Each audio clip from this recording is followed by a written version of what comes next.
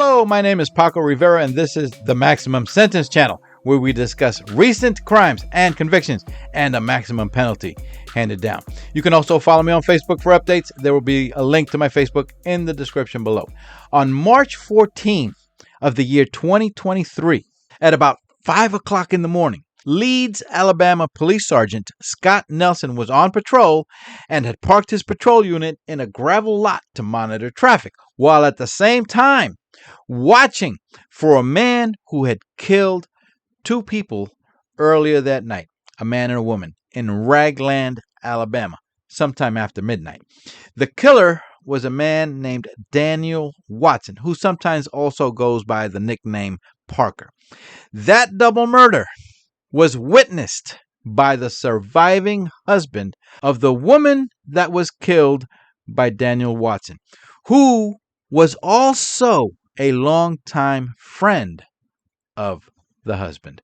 So police knew exactly who they were looking for. Sergeant Nelson saw the be on the lookout on his patrol unit's display monitor, and he had studied the suspect's face and information. And it was about that time, 5 o'clock in the morning, when a white Dodge pickup truck pulled up beside Sergeant Nelson. The driver rolled down his window and said, "I need to tell someone about what I did in Birmingham." That driver happened to be 28-year-old Daniel Watson.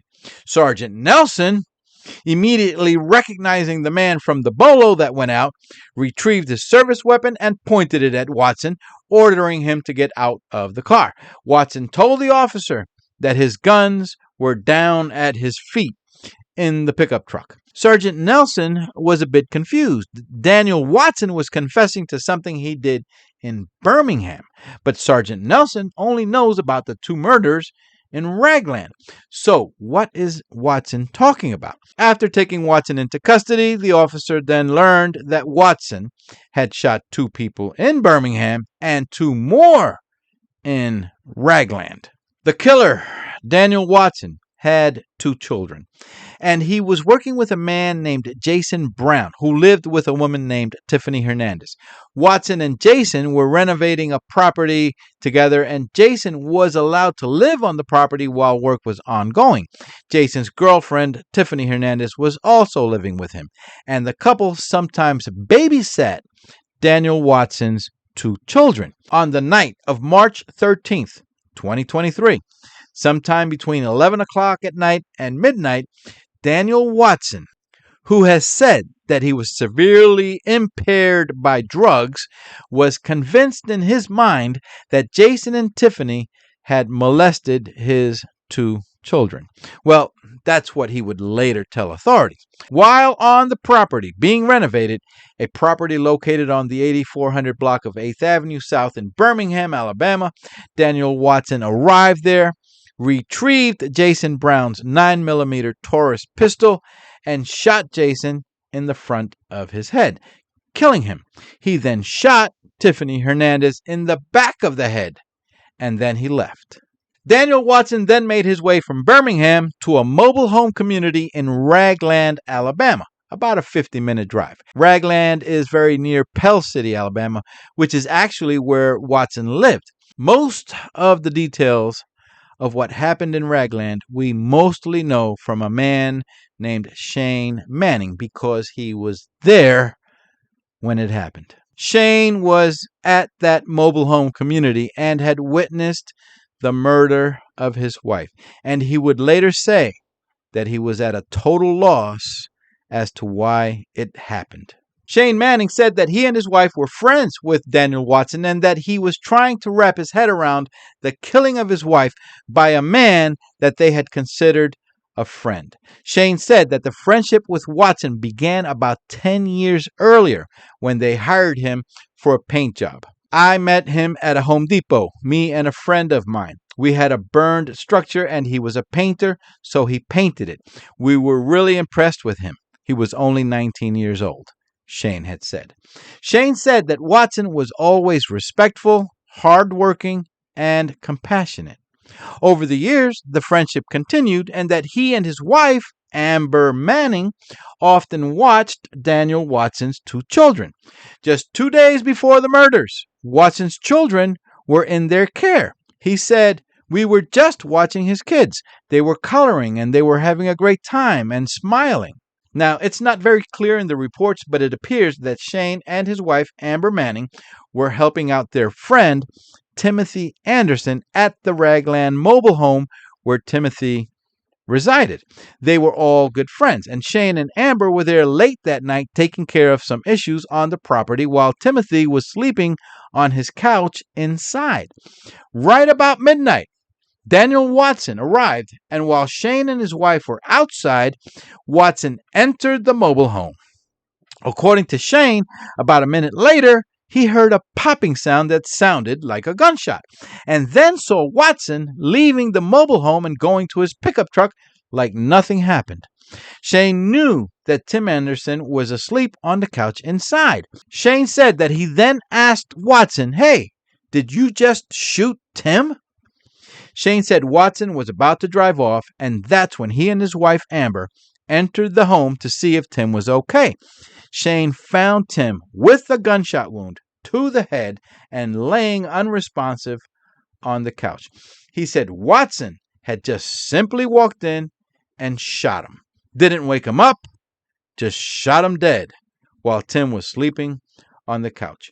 Shane told his wife to call 911. Authorities reported getting a disturbance call at 12:01 a.m., 1 minute past midnight. Shane said that they then realized that Watson had returned. He said his wife wasn't scared, and she went outside and approached Watson in his pickup truck to confront him. That's when Watson pointed the gun at Amber and shot her. Watson then drove off. Amber's husband, Shane, already knew that police were on their way, and he began CPR on his wife, but he knew that she was gone.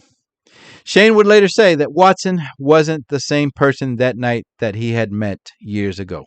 "He's sick or something. I don't know what's wrong with him," Shane had said. When St. Clair County deputies arrived at the mobile home community in Ragland, they found Amber Manning dead, lying on her back on a dirt roadway between two trailer homes. Amber was a mother of 3 children.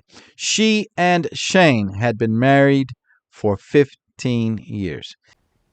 I started to do CPR, and I heard a pop, and it sounded similar to a gunshot. So when he came out the door, it looked like he had something in his hand, and I'm pretty certain it was a gun, and he just walked down like nothing was going on. I yelled, "Hey, did you just shoot Tim?" So I yelled, "Hey, call 911. Tim's been shot in the head. Parker shot Tim." And so my wife was dialing, and my wife wasn't scared. She was pretty brave, so she immediately went towards him when he stopped the car, and instantly the gun was there and he pulled the trigger. It wasn't the person that I met years ago, and we've been married 15 years, and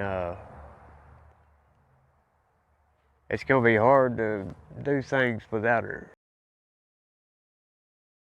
Timothy Davidson, who was retired, was inside the residence on the couch, and police realized that he was still alive. So he was airlifted to a hospital, but was pronounced dead a short time later. Investigators had theorized that the murders of Timothy Anderson and Amber Manning was some kind of domestic-related incident that Watson had with one or both victims. With regard to the murders of Jason Brown and Tiffany Hernandez, which Watson claimed he did because they were molesting his children, authorities had investigated that matter and talked with the children, and no evidence of that was ever found. In September of this year, 2025, Daniel Watson, who is now 31 years old, was convicted and sentenced to death for the murders of Jason Brown and Tiffany Hernandez in Birmingham. A trial for the murders of Amber Manning and Timothy Anderson is still pending. My experience with seeing these cases is that once a death penalty is handed down, prosecutors sometimes don't take other murder cases of the same individual to a court trial. Why bother? He's already sentenced to death. Seems to be the general thinking. So we have this man going crazy one night and killing 4 people. And after researching every possible detail I could about this case, I really don't know, and I think nobody knows, what exactly motivated this guy to flip out that night and kill 4 people. I hope by the time I have to do a presentation on my Death Row and Executions channel for the next upcoming execution, when it's his turn, that we know more. Let's see. Many people had wondered how in a crowded community of Birmingham, Alabama, nobody reported hearing gunshots around midnight.